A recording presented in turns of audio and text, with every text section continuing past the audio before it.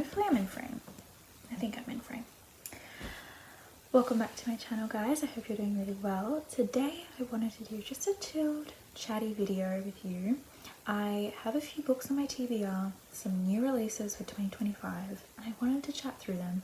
And I want to know if they're on your TBR, because if they're not, I definitely think they should be. I'm not going to keep this intro long. I'm just going to get into the books. I will be looking at my phone just because I do want to look at the synopsis and maybe read them out to you guys, just so that you guys get an understanding of why I want to read them. So without further ado, let's get into it. The first book that is on my TBR, I'll start with books that have already been released, and then I'll get to the books that have not been released yet. So we have number 1, Atmosphere by Taylor Jenkins Reid. If you don't know, Taylor Jenkins Reid is the author of Seven Husbands of Evelyn Hugo, which I have read, and I really like that book. I have also read Malibu Rising, which I think I liked even more, just because the atmosphere of that one, no pun intended, was also amazing. She's just such a great storyteller. I do see why she's quite popular on the BookTok realm, but I was particularly interested in this one because I'll just read the synopsis, just the first paragraph, so you guys get a feel for why I wanted to read this book. So, Joan Goodwin has been obsessed with the stars for as long as she can remember. Thoughtful and reserved, Joan is content with her life as a professor of physics and astronomy at Rice University, and as aunt to her precocious niece, Frances. That is until she comes across an advertisement seeking the first women scientists to join NASA's Space Shuttle program. Suddenly, Joan burns to be one of the few people to go to space. What can I say? So it seems to be a historical fiction, romance, in like a STEM world. And as a STEM person myself, I work in STEM, I was really intrigued, and I feel like I really wanna delve into this story and what it's really about and how it progresses. I don't think this is part of the universe of any of her other books. I'm pretty sure it's separate. So yeah, I'm very excited, and this is my number one book that I want to get my hands on. I actually think it might be ready for me at the library, so very excited. Okay, book 2 is Gifted and Talented by Olivia Blake. If you don't know, Olivia Blake is the author of another famous BookTok book, The Atlas Six, which is also a trilogy, and I loved that one. I didn't love the writing. It was a little bit convoluted for me, but I love her stories, and I love the characters and the direction of her creativity, so that's why I always want to keep coming back to Olivia Blake. I've also read Alone with You in Ether, and I liked it. It was, again, pretty intense, but I enjoyed the journey. So Gifted and Talented, I swear it mentions this industry that I think was in Atlas 6. So I have a feeling this might be in the same universe as the Atlas 6. I could be wrong though. Maybe I'm misremembering. But I'll just quickly read the synopsis. So it says, from the New York Times best-selling author of The Atlas Six comes the story of 3 siblings who, upon the death of their father, are forced to reckon with their long, festering rivalries, dangerous abilities, and the crushing weight of all their unrealized adolescent potential. Okay. Yeah. So, if you don't know, Olivia Blake, and this is what seems to be here, she kind of blurs like fantasy and magic with like science, and gives this sort of scientific lens to her magic system and the magic in this world. And so that's how I think she created Atlas 6, which is like a dark academia trilogy. This is not considered dark academia. This is just fantasy, science fiction, magical realism.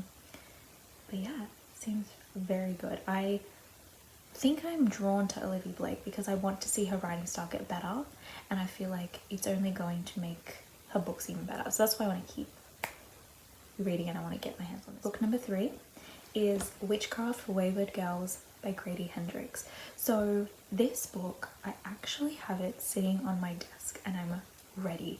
It is a horror fantasy book, and I picked this up because I do want to get into horror, but I just don't feel like drawn to the genre. I don't really have a like desire to, but because this had a bit of fantasy in it, I thought it would actually be the perfect segue into reading something horror.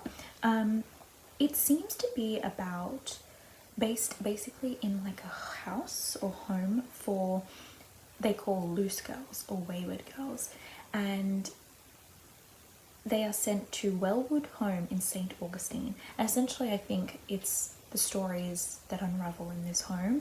It reminded me a lot of, if you don't know, of this phenomenon that existed in history called the Magdalen Laundries in Ireland.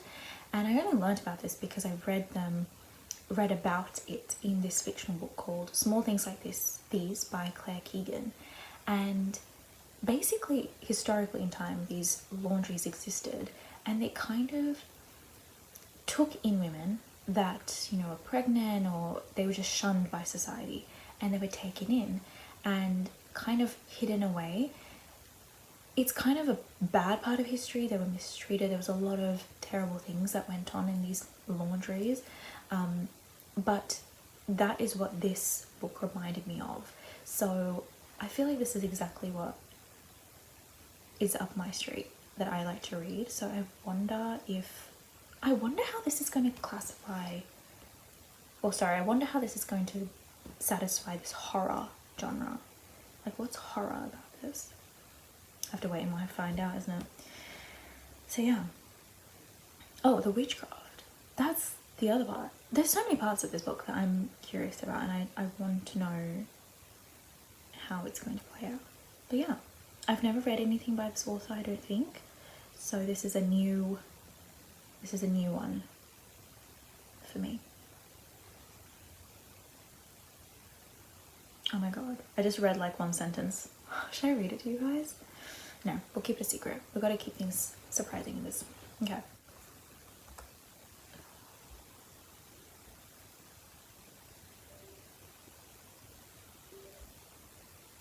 Okay, we are up to book number 4, and that is Hemlock and Silver by T. Kingfisher. If you don't know, T. Kingfisher also wrote Nettle and Bone, and I have not read that one, but I know it's really popular and I've heard it's really good. But this one is actually a dark retelling of Snow White. I have not read a lot of retellings of fairy tales, but they intrigue me, and I do think they're such a good palette cleanser. They tend not to be a series. I'm making this up, maybe they can be, but from what I know, as a one-off, they're a great little palette cleanser. But yeah, so again, this classifies as fantasy and horror. So maybe this is the winter trend, fantasy and horror. But yeah, I'm just going to quickly read the little synopsis because it's, I feel like, quite unique.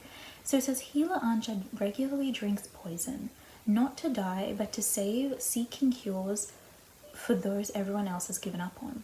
But a summons from the king interrupts her quiet, herb-obsessed life. Such an odd way, okay. His daughter Snow is dying, and he hopes Anja's unorthodox methods can save her. It's quite literally giving President Snow from Hunger Games, how he poisons himself. Anyways, I'm getting distracted.